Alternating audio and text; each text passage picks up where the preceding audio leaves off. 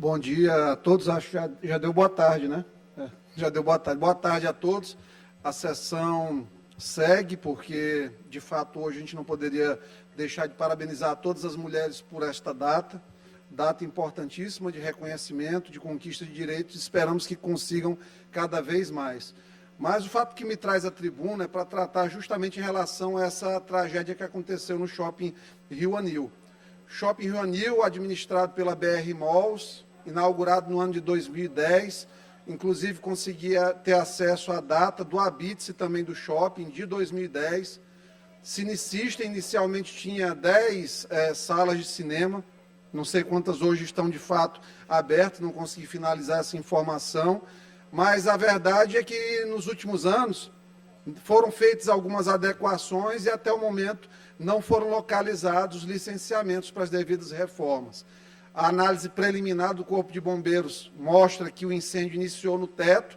Quando a gente está tratando de teto, normalmente isso incide em parte elétrica, instalações elétricas, que, claro, precisam ser revisadas sequencialmente. Vamos aguardar, precisamos acompanhar, acima de tudo, mas o fato é que alguns pontos não estão sendo cumpridos nem pela Prefeitura de São Luís, nem pelo Corpo de Bombeiros do Estado do Maranhão.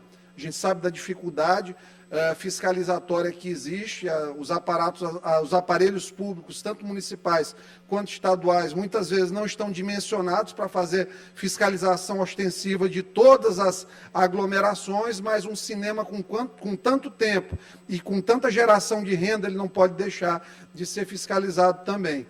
Claro que não se trata de transferir para o poder público uma obrigação da empresa. Claramente, se houve uma falha, a empresa deve ser principalmente responsabilizada. Mas há uma lei que, inclusive, foi criada depois do incêndio da Boate Kiss, a 13.425, que foi flexibilizada no ano de 2022 para os estabelecimentos com menos de 200 metros quadrados, que não é o caso do Cinecystem. Cada sala daquelas tem claro, um tamanho maior que 200 metros quadrados. Portanto, havia necessidade de renovação dos alvarás, inclusive de funcionamento do cinema e do Corpo de Bombeiros. Vamos acompanhar com seriedade nos próximos dias as falhas que ocorreram, sejam de quem for, não é porque fazemos parte aqui da base do governo do Estado que a gente não vai tratar se tiver tido uma omissão do Corpo de Bombeiros, que tem um comandante que faz um trabalho excelente dentro das possibilidades.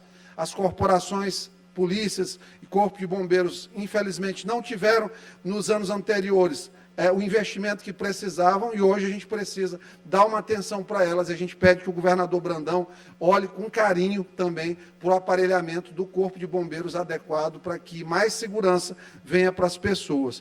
34 pessoas ao todo estavam nas salas de cinema. 34 pessoas.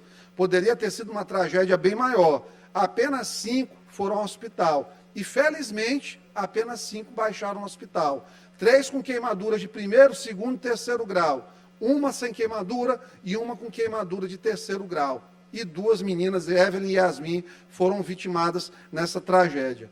Muito ruim para a sociedade, são tapa na cara, infelizmente. Pleno 2023, nós ainda temos as pessoas indo assistir um filme e voltando mortas para casa, numa sessão que nem lotada estava. Num dia que o shopping nem lotado também está.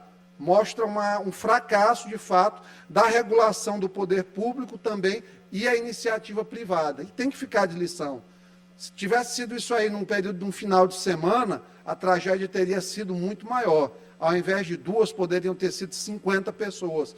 Que a gente sabe aí que quanto maior o público, maior a possibilidade de tumulto na saída. E a gente tem ainda efetivos menores, inclusive, porque se tratam de plantões de final de semana, das forças aí de Corpo de Bombeiro, dos suprimentos dentro de hospital, da possibilidade de utilização de UTI.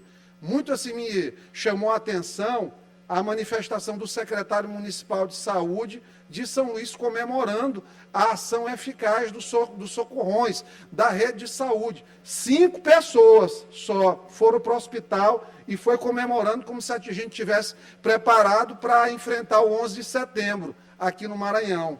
Foi uma coisa assim, sem noção. Não tem nada absolutamente contra a pessoa de secretário, mas falar que Socorrão está preparado para atender a tragédia é, no mínimo, uma temeridade. É cinismo até, eu posso dizer isso aí. Pedi só mais um minuto para finalizar, presidente. Então, nós precisamos, de maneira séria, avançar na questão do centro de tratamento de queimados, que a gente não tem ainda isso funcionando dentro do estado do Maranhão. Criar essa estrutura e as urgências e emergências estarem preparadas. Porque o tempo todo a gente negligencia, mas as coisas, elas simplesmente acontecem por conta dessa negligência. Quem vai imaginar que vai ter um filho indo assistir um filme no cinema e vai receber um corpo de um filho num caixão, na volta, numa mesa de necrotério para fazer reconhecimento? 16 anos, 20 anos, 21 anos, 2 meninas ainda no começo da vida, é muito triste isso aí. Qualquer pessoa, sendo pai ou não, tem que se colocar no lugar. Foram assistir um filme, gente. Não foram usar droga, não foram para aglomeração gigantesca, não foram nenhum horário de risco para a segurança delas. As meninas foram assistir filme.